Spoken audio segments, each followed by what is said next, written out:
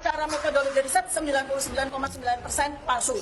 Ini membuktikan bahwa Pak Roy tidak confidence baik dengan putusan terhadap pra pertama yang ini juga belum putus, dia sudah mengajukan upaya hukum lagi. Kedua juga dia tidak confidence dalam hal pembelaannya di pokok perkara, sehingga yang dilakukan adalah sekedar mengulur-ngulur. Yang ada SMPP 40, tahu nggak hasilnya? Plak, sama seperti jasanya Pak Jokowi. 40 sama 6 Surakarta.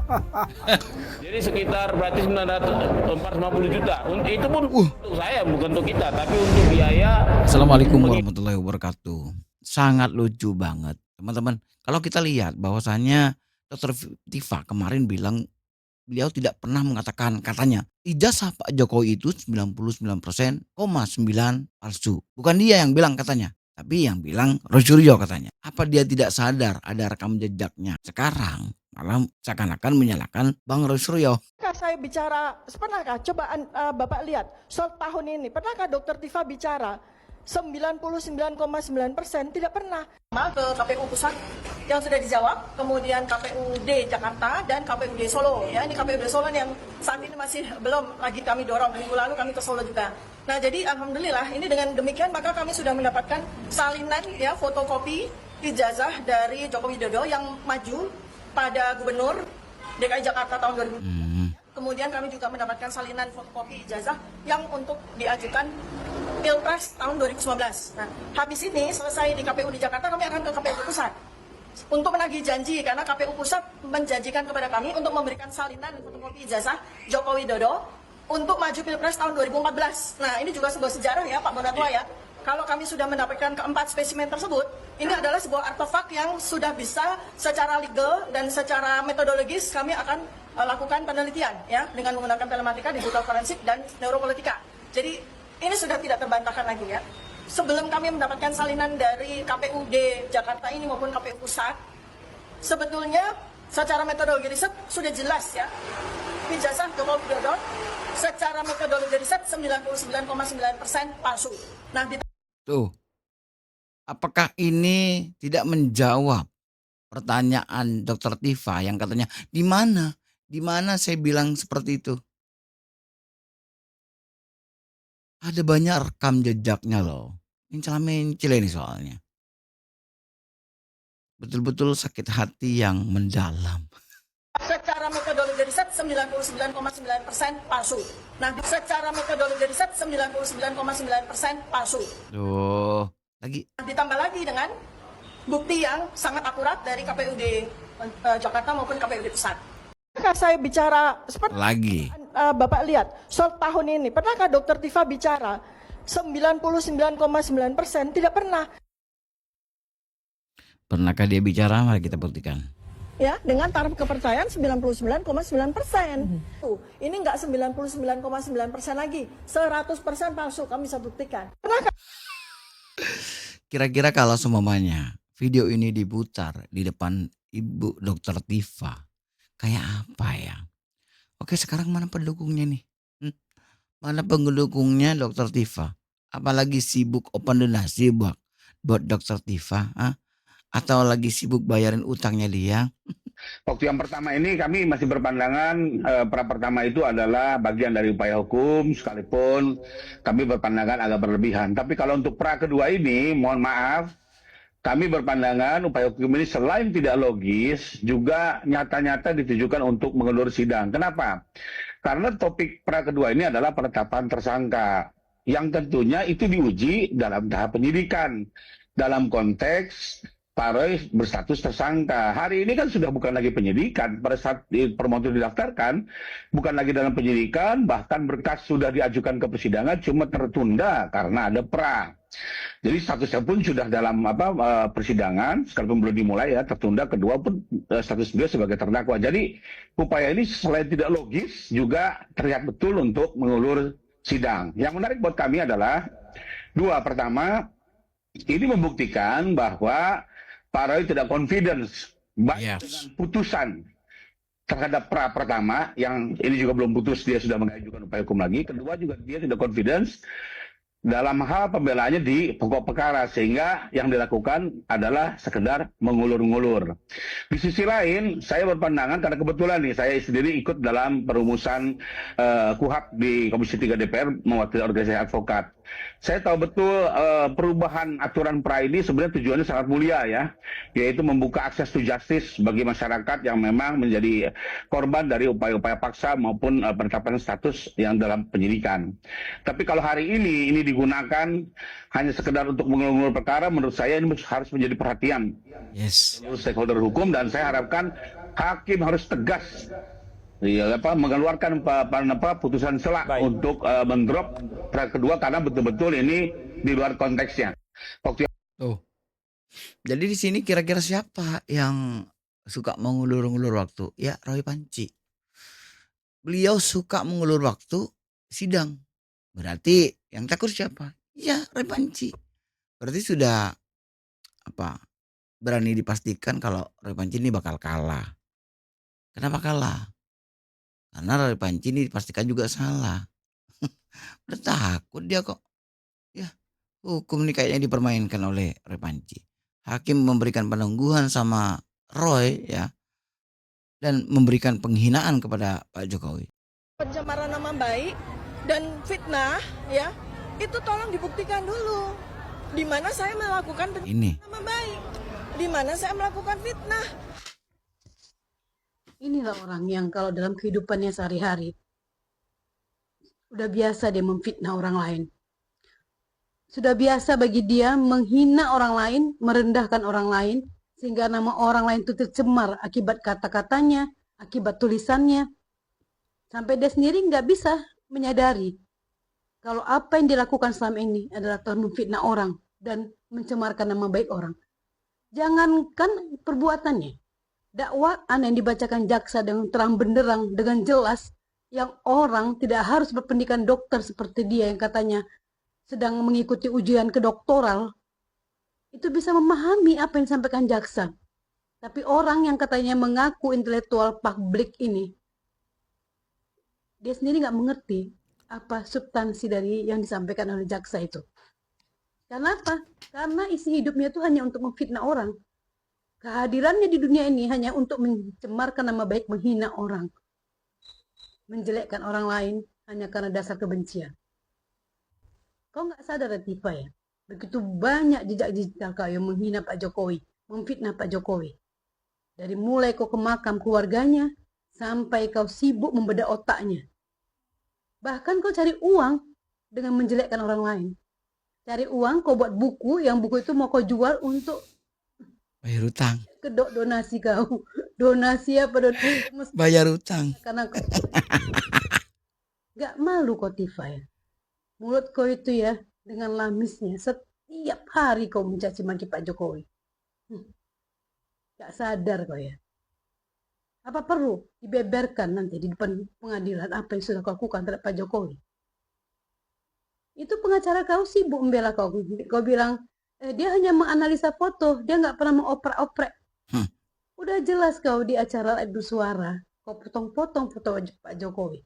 Dan kau ya Tifa ya, ketika si Sugi Nur tuh sama Bambang Tri menghadapi persidangan, ditangkap karena telah menuduh ijazah Pak Jokowi palsu itu. Kau itu ya udah memposting tuh di Twitter, waktu itu namanya Twitter, dengan foto-foto Pak Jokowi. Kau orang pertama yang membedah-bedah foto Pak Jokowi, yang bibirnya kau samakan dengan Dumatno, itu udah kau lakukan sejak tahun 2022 Tifa. Itu nggak bisa dipungkiri. Tapi ketika Sugi Nur sama Bambang Tri ditangkap, kau cepat-cepat hapus postingan kau itu. Kau aja tahu soal Dumatno itu dari kau, dari postingan kau di Twitter. Kau tuh udah lama kau mengikuti ijazah ini. Bukan pemain baru kau. Ini nih, kelompok mereka ini semua pembohong ini. Udah dibongkar sama si Risma. Jadi ya, kita tuh nggak usah berpikir ini, emak-emak sama bapak-bapak tua itu yang sibuk membersamai mereka itu, murni mendukung mereka. Jadi antara emak-emak sama bapak-bapak tua ini, emak-emak tua sama bapak-bapak tua ini, Iya. usia ini, ada skandal asmara. Pantesan lah. Betah kali di jalanan. Pantesan lah bisa meninggalkan keluarganya. Ternyata ya. Itu udah dibongkar semua sama si Risma. Mau kan bilang, oh itu kan cuma omon-omon. Kan si Risma bergaul sama setahun ini. Ya bisa aja dia lebih mengenal kalian daripada kami-kami ini. Dia sendiri membongkar siapa orang-orang yang selama ini bertindak takbir kemana-mana. Pantesan lah ya. Sampai yang katanya ada namanya WB, ada yang namanya itulah. Sampai ada yang katanya kumpul kebo, ada yang katanya habis demo check in. Itu udah dibongkar semua sama Risman. Ini lagi nih, yang katanya kejujuran. Di acara yang lain, di acara ILC, ini lihat nih, apa yang dia bilang. Percaya Bang Kani, kalau itu polisi. Karena apa? Mereka semuanya menggunakan masker hitam. Nggak tampak wajahnya. Semua pakai masker. Sampai nggak kelihatan, nggak dikenali siapa yang datang tuh kalau nggak pakai yang bertuliskan resese. Dia bilang di acaranya di ILC itu dia LC. saya tuh langsung lihat CCTV. Sementara pengakuan supirnya aja dia lagi tidur. Dia. Terus pengakuan yang lain ketika yang pengakuan yang lain dia juga katanya lagi di kamar mandi. Nggak tahu yang mana yang benar. Dia dibangunkan. Saya membangunkan Pak Roy, ternyata Pak Roy ada di kamar mandi. Di kamar mandi mana? Di kamar mandi istrinya. Kamar mandi kamar istrinya. Ada istilahnya kamar istrinya. Terus kau bilang, saya malah nggak sempat cuci muka. Ngapain kau di kamar mandi lama-lama? Berak. Ngapain? Bokar doang. Kau udah tahu ada tamu datang ke rumah kau. Seandainya nggak jumpain kau kan minimal kau cuci muka. Kalau ada tamu datang ke rumahmu. Jadi mereka tuh nggak usah lah banyak-banyak bacot. Penipu nih semuanya mereka ini. Penipu, gerombolan penipu. Mau mencoba membela diri apa? Ini sekarang Hozinuddin marah-marah. Kenapa? Dia bukan semata-mata membela Roy Suryo, membela Tifa, bukan. Dia semata-mata hanya ingin menyalurkan nafsu kebenciannya karena ingin sekali membelejeti katanya Pak Jokowi di persidangan. Iya. Dia bilang nanti Jokowi diadili. Dari mana istilah Jokowi diadili? Sejak kapan saksi dianggap sebagai diadili? Yang diadili itu terdakwa. Tapi kasihannya kayaknya kau bakal nggak bisa kau menyebutkan saudara Jokowi. Kayaknya aja ya, di kalangan kalian ini terpecah belah. Allah tuh sangat menyayangi Pak Jokowi. Tanpa dia perlu banyak berbuat, kalian sendiri udah umbara hamburadul kan. Kelompok kan sendiri udah nggak ada soliditas kelompok kalian. Itu kan mau menyatakan kami berjuang untuk kebenaran. Tai kucing tau, tai kucing sama kalian. Sidang pra-peradilan Roy Suryo terhadap Polda Metro Jaya perihal video penangkapan Roy Suryo di kediamannya. Ya. Tuduhan Roy Suryo, ya, narasi hoax, narasi menyesatkan, ya, yang selalu diulang-ulangi seperti propaganda dari Menteri Propaganda Nazi Joseph Goebbels.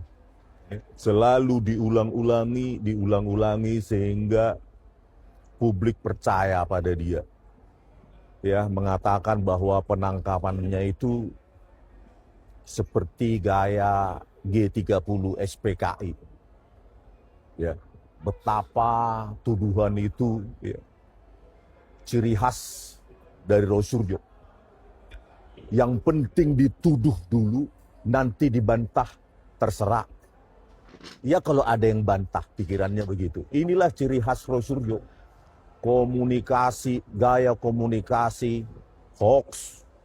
Ya, kalau saya bilang produsen hoax. Seperti yang kita perhatikan, tidak ada ciri-ciri sedikit pun penangkapan Roy Suryo di kediamannya. Itu menunjukkan ciri-ciri G30 SPKI. Tidak ada pemukulan, tidak ada penendangan, tidak ada pembentakan, ya, tidak ada senjata di situ terlihat. Ya. Tidak ada apapun. Terus kurang sopan apa? Roy Suryo, Ya, justru ada perempuan di situ. Ya, meskipun saya kenal, saya bilang aja perempuan di situ justru yang membentak-bentak seorang penyidik yang saya kenal juga, Ibtu R. Ya, justru mereka lebih galak. Saya bingung. Di mana ciri-ciri gaya G30 SPKI-nya? Saya sudah berilusi itu. Terjadi penendangan, terjadi pembentakan, udah di gaya pegang pistol begini, menodong-nodong pistol, atau bahkan pakai senjata laras panjang. Kok yang saya saksikan jauh sekali dari penyesatan Rosuryo inilah, saudara. Saya ingatkan, sangat berbahayanya mulut Rosuryo ini. Bayangkan, ya, itu padahal video yang ditayangkan itu, yang saya tonton adalah versi dari dia di sidang pra-peradilan itu. Tidak ada sedikit pun kekerasan di sana. Itu beberapa, ya mungkin 3 atau 4 penyidik yang ada mendatangi di rumah Rosuryo. Ya, itu ya, beberapa diantaranya mungkin 3 atau 4 saya kenal kok. Bahkan yang dibentak-bentak oleh perempuan di situ, itu R itu saya kenal, gitu. Ya. Saya juga karena saya sudah kenal setahun ini, masa sih begitu perilakunya, ternyata sangat humanis. Tapi orang sudah berilusi dia disesatkan oleh Rosuryo ini seperti G30 SPKI. Ya Tuhan, Rosuryo, betapa jahat kau. Inilah kejaksaan. Ya, kalian tidak tahan mereka, jadi mereka semakin percaya diri memproduksi hoax itu. Iya. Ya, memproduksi terus hoax itu. Padahal kalian lihat sendiri. Ya. Jadi pengalaman saya ya dengan Ibtu R, saya bukan mau menjilat ini. Memang apa yang terjadi seperti yang saya rasakan. Ibtu R dan penyidik lainnya selama saya setahun lebih, ya, mulai dari klarifikasi sebelum tersangka sampai setelah saya tersangka, ya, saya menyatakan bahwa mereka adalah ya Ibtu R, Ibtu T, ya, dan anak buahnya. Mereka sangat humanis. Bahkan ketika saya sebelum tersangka pun saya dimintai klarifikasi. Mereka kasih makan siang, mereka kasih minum, bahkan ada tempat rokok di sana. Kami berbincang di luar kasus itu, kayak kami berbincang tentang kehidupan. Itu loh. Nggak ada yang dibentak gitu, begini terus begitu. Nggak ada sama sekali, dan sangat humanis. Dan ketika saya di BAP, saya baik sebelum maupun sesudah tersangka itu ya diminta untuk terserah jawabanmu apa, gitu loh. Mereka akan tulis sesuai dengan jawaban saya, dan itu yang ditulis, gitu loh. Jadi mereka nggak ada paksaan sama sekali, ya, terkait terutama ketika saya sebelum ditersangkakan itu ada 3 hari saya tidak berturut-turut, ya, hari Senin, Kamis, Senin lagi itu, untuk mengisi BAP saya sesempurna mungkin menurut saya, menjawab keilmuan-keilmuan yang saya gunakan dalam digital image processing dalam menjawab BAP tersebut. Dan mereka sabar 3 hari tidak berturut-turut, ya, 3 hari penuh. Itu saya mengisi BAP itu dengan cara selengkap mungkin, sedetail mungkin, dan tetap mereka layani. Bayangkan. Jadi ini udah terlalu banyak ini. Ya nggak ada jawaban saya. Itu loh, betapa mereka demokratis, saudara-saudara. Jadi janganlah, ya, Rosuryo, hentikanlah narasi-narasi menyesatkanmu, ya, seolah-olah kau sudah ditangkap dengan gaya G30 SPKI, ya.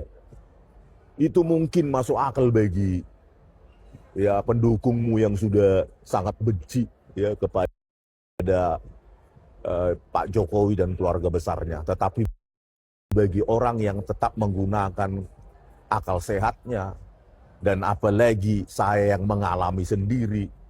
Udahlah Roy Suryo, ya, stop itu hoax semua itu.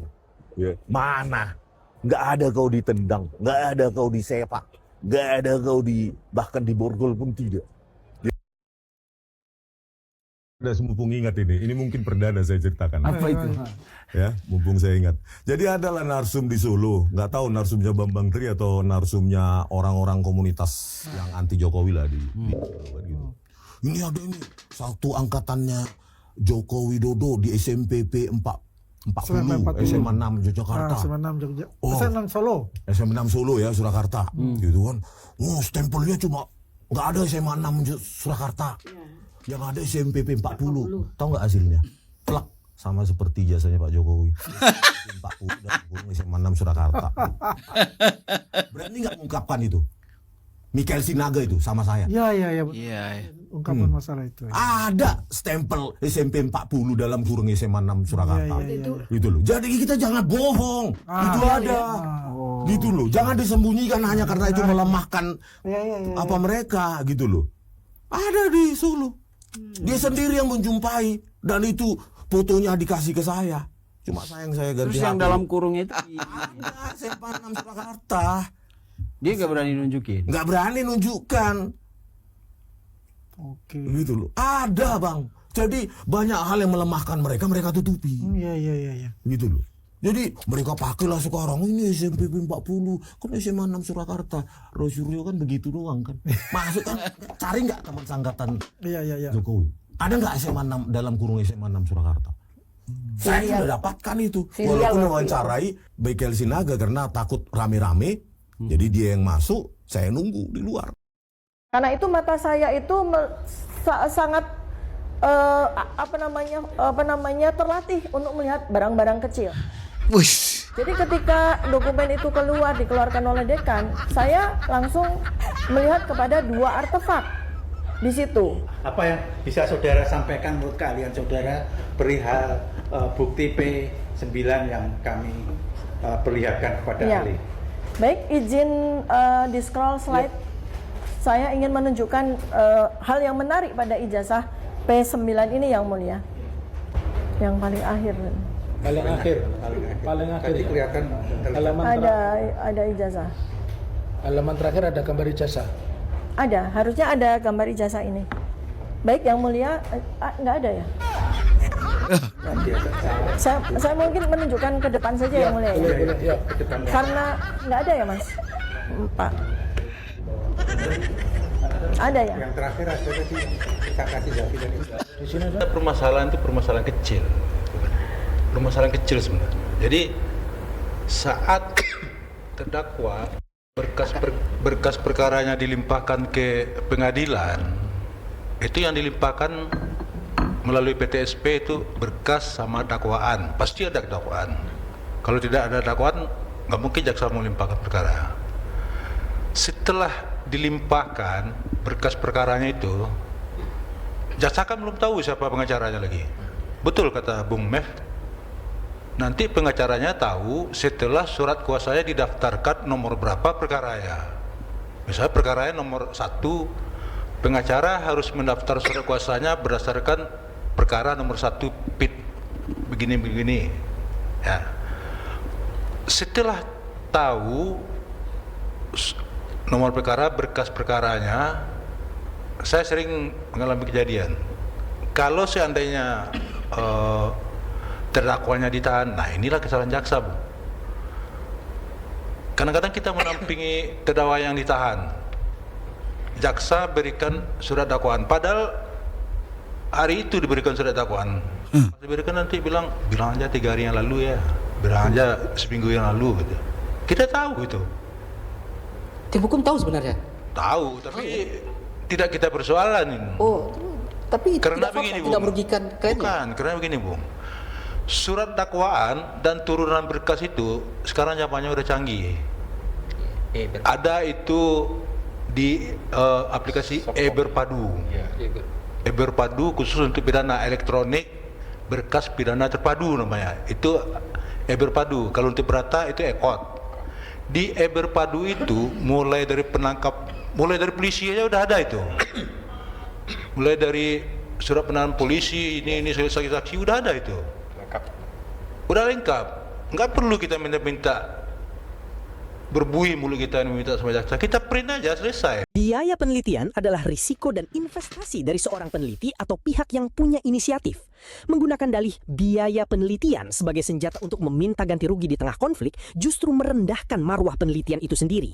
Riset yang seharusnya bersifat objektif dan independen kini diposisikan seolah-olah sebagai instrumen transaksional untuk memeras pihak lawan. Undang-undang Sisdiknas sama Dikti terpanggil untuk mengabdikan ilmu saya menyelesaikan masalah bangsa.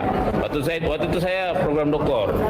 Jadi saya lakukan penelitian kebijakan publik, mengkaji sebenarnya asli nggak sih jajah beliau ini, karena 2022 waktu itu sudah rame.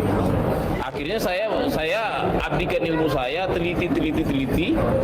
Nah, dan akhirnya ya puncaknya sekarang.